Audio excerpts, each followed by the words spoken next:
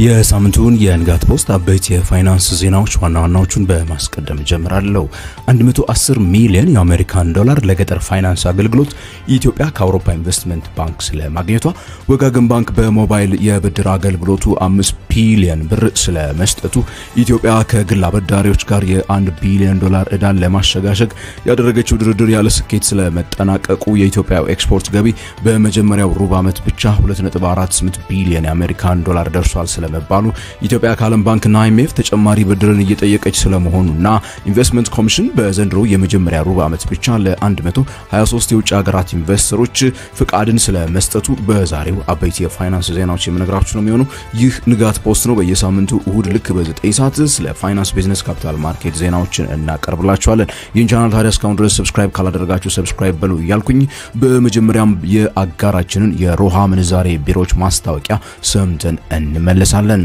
የውጭ ሀገራት ገንዘቦችን መግዛትና መሸጥ እንደ ዘንድሮ ቀሎ አያውቅም ይለናል ሮሃ የምንዛሬ ቢሮ።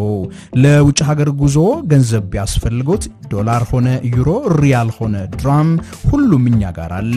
ወደ ኢትዮጵያ በመጡበት መሸጥ ቢያስፈልጎት ይሄው አዋጭ ዋጋ ከመልካም መስተንግዶ ክብሮት ተጠብቆ በሮሃ የምንዛሬ ቢሮዎች ይጠብቆታል። ሮሃ የምንዛሬ ቢሮ በአዲስ አበባ ሳር ቤት በአዳምስ ፓቪሊየን ግራውንድ ፍሎር ላይ፣ በካዛንቺስ ማህቡባ አፓርትመንት ቢልዲንግ ግራውንድ ፍሎር፣ እንደዚሁም በድሬዳዋ ከተማ በብሎሰም ሆቴል ግቢ ውስጥ እናንተን ደንበኞቹን ለማስተናገድ ይጠብቆታል። ሮሃ የምንዛሬ ቢሮ ታማኝ ኢትዮጵያዊ የምንዛሬ አጋሮ። በአጋራችን ሮሃ የምንዛሬ ቢሮዎች በዚህ ባሳለፍነው ሳምንት የውጭ ሀገራት ገንዘቦች ሲገበያዩ ደግሞ የከረሙበትን ዋጋ በመናገር ዜናዬን ጀምራለሁ። በሁሉም የሮሃ የምንዛሬ ቢሮዎች አንዱ የአሜሪካን ዶላር 164 ብር ከ50 ሳንቲም እየተገዛ በ167 ብር ከ79 ይሸጣል። የእንግሊዝ ሀገሩ ፓውንድ በ210 ብር ከ03 ሳንቲም እየተገዛ በ214 ብር ከ23 ሲሸጥ፣ ዩሮ በ187 ብር ከ20 ሳንቲም እየተገዛ በ190 ብር ከ94 ሳንቲም ይሸጣል። የዩናይትድ አረብ ኤሚሬቶቹ ድርሃም ደግሞ በ43 ብር ከ94 ሳንቲም እየተገዛ በ44 ብር ከ82 ሳንቲም ሲሸጥ ውሏል። ወደ ሮሃ የምንዛሬ ቢሮዎች ታዲያ ጎራ ብላችሁ የሚያስፈልጋችሁን የውጭ ሀገራት ገንዘቦች ለግል ተጓዦች እስከ $10,000፣ ለቢዝነስ ትራቨለሮች እስከ $15,000 ቪዛና ቲኬታችሁን ይዛችሁ ከመጣችሁ ከመልካም መስተንግዶ ጋራ ደረሰኝ ይዛችሁ በህጋዊ መንገድ ተስተናግዳችሁ መሄድ ትችላላችሁ። ለበለጠ መረጃ የሶሻል ሚዲያ ፔጆቻቸውንና ዌብሳይታቸውን እዚህ ታች ዲስክሪፕሽን ላይ አስቀምጬላችኋለሁ፣ ተመልከቱ። በዚሁ ወደ መጀመሪያው ዜና የሚገባ ነው የሚሆነው። ኢትዮጵያ በገጠሩ ክፍል ለሚገኙ ማህበረሰቦች የፋይናንስ ተደራሽነትን ለማስፋፋት የሚያስችላትን የ110 ሚሊዮን የአሜሪካን ዶላር ወይንም የ16.3 ቢሊዮን ብር አካባቢ የፋይናንስ ድጋፍ ከአውሮፓ ኢንቨስትመንት ባንክ ስለማግኘቷ ሰምተናል። የድጋፍ ስምምነቱ ይፋ የተደረገው በኢትዮጵያው ገንዘብ ሚኒስትር አህመድ ሽዴና በአውሮፓ ህብረት ኮሚሽን ባለስልጣናት መካከል ሲሆን የአውሮፓው ኢንቨስትመንት ባንክ የዓለም አቀፍ ጉዳዮች ዳይሬክተር ቱሪያ ትሪኪ በድጋፍ ማቀፉ የሚካተቱ ዘርፎችንም ይፋ አድርገዋል። በእቅዱ መሰረት በገጠር የሚገኙ ጥቃቅንና አነስተኛ የንግድ ተቋማትን ፋይናንስ ማድረግ፣ የመጠጥ ውሃ ልማት እንዲሁም ደግሞ የሴቶችን የንግድ ስራ ፈጠራ ልማትን ያካትታል ብለዋል። የአውሮፓ ኢንቨስትመንት ባንክ የ110 ሚሊዮን ዶላር ፋይናንስ በገጠሩ ክፍል የፋይናንስ አካታችነትን ለማጎልበትና የምጣኔ ሀብት ልማትን ለመደገፍ እንደሚውል እንዲሁ ተገልጿል።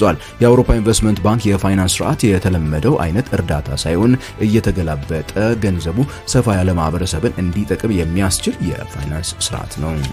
ወጋገን ባንክ በአንድ ዓመት ከጥቂት ወራት ውስጥ ብቻ ያለምንም ማስያዣ በሞባይል ስልክ ብድርን የሚሰጥበት እፎይታ ዲጂታል የብድር አገልግሎቱ 5 ቢሊዮን ብር ብድርን ማበደሩን ይፋ አድርጓል።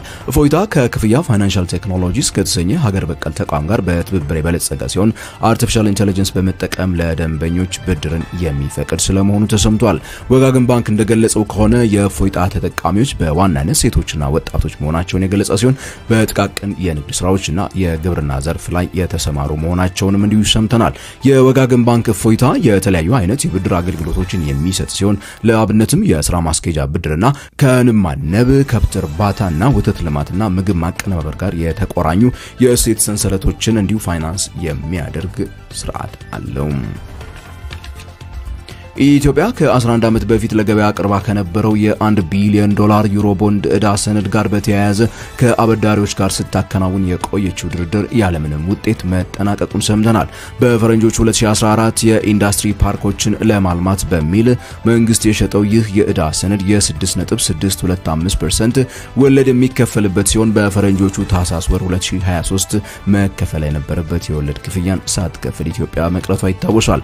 በተጨማሪም አጠቃላይ ብድሩ ወይም ዋናው የ$1 ቢሊዮን ፕሪንሲፓል ማለት ነው በታህሳስ ወር 2024 በፈረንጆቹ መከፈል የነበረበት ሲሆን ይህም ሳይከፈል መቅረቱ ይታወሳል። አገሪቱ ባለፉት 2 ዓመታት በቡድን 20 አገራት ጥላ ስር የዕዳ ሽግሽግ ድርድርን ስታደርግ የቆየ ሲሆን በቡድን 20 ማዕቀፍ ጥላ ስር ከታቀፉት አበዳሪዎች ጋር ስምምነት ላይ መድረሷ ይታወቃል። ይሁንና ይህ የ$1 ቢሊዮን ከግል አበዳሪዎች የተገኘ እንደመሆኑ በተናጠል ድርድር አስፈልጎታል። ይሁንና የወለድ ቅናሽ እንዲያደርጉ የተጠየቁትና የዋናውን የ$1 ቢሊዮን ክፍያ በ4 ዓመታት አካባቢ እንዲያራዝሙ የተጠየቁት እነዚህ የግል አበዳሪዎች አሻፈረኝ በማለታቸው ድርድሩ ያለምንም ውጤት መጠናቀቁን ሰምተናል። ኢትዮጵያ በተያዘው በአዲሱ የ2018 በጀት ዓመት የመጀመሪያው ሩብ ዓመት ብቻ ከኤክስፖርት ገቢ 2.48 ቢሊዮን የአሜሪካን ዶላር ገቢን ማግኘቷን ሰምተናል። የዚህ የሩብ ዓመት አጠቃላይ ገቢ ከቀደመው የበጀት ዓመት ተመሳሳይ ወቅት ጋር ሲነጻጸር የ117 በመቶ እድገት የታየበት ሲሆን ለዚህም ውጤት መገኘት በተከታታይ እየተገበሩ ያሉ የፖሊሲ ሪፎርሞችና የማክሮ ኢኮኖሚ ማሻሻያው ስለመሆኑ ባለስልጣናቱ ይናገራሉ። ኢትዮጵያ በዘንድሮ የበጀት ዓመት ብቻ 9.4 ቢሊዮን የአሜሪካን ዶላር የኤክስፖርት ገቢ ለማግኘት አቅዳ እየሰራች ሲሆን በቀደመው የበጀት ዓመት ከዘርፉ የተገኘው አጠቃላይ ገቢ 8.3 ቢሊዮን የአሜሪካን ዶላር መሆኑ ይታወሳል። የኤክስፖርት ገቢው ግን አሁን እየታየ ባለበት ፍጥነት የሚቀጥል ከሆነ የሀገሪቱ ዓመታዊ ኤክስፖርት ገቢ 10 ቢሊዮን የአሜሪካን ዶላር ሊገባ እንደሚችል አንዳንድ ባለሙያዎች ትንበያቸውን አስቀምጠዋል።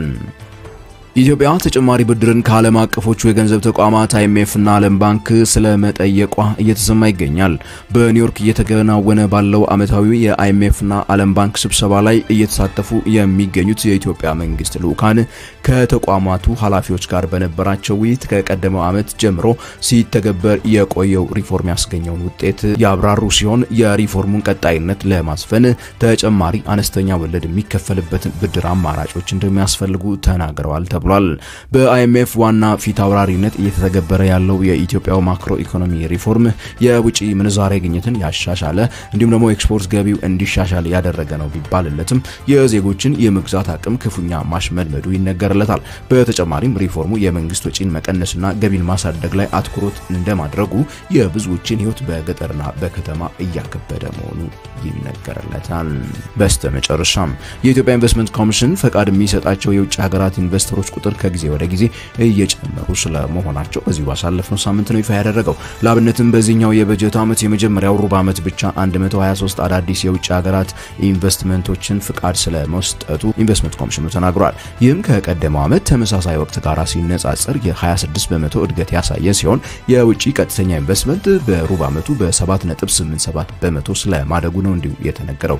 በዚህ በተጠቀሰው የመጀመሪያው ሩብ ዓመት ታዲያ አጠቃላይ የኢንዱስትሪዎች ኤክስፖርት 131 ሚሊዮን የአሜሪካን ዶላር ስለመሻገሩ የተነገረ ሲሆን ከዚህ ውስጥ 49 ሚሊዮን ዶላር የሚሆነው ደግሞ በቅርቡ ወደ ስፔሻል ኢኮኖሚ ዞንነት ያደጉት የስፔሻል ኢኮኖሚ ዞኖቹ ኤክስፖርት ስለመሆኑም እንዲሁ ሰምተናል። ኢትዮጵያ በቀደመው የበጀት ዓመት በአጠቃላይ የ4 ቢሊዮን ዶላር የውጭ ቀጥተኛ ኢንቨስትመንት መሳቧ የሚታወስ ነው።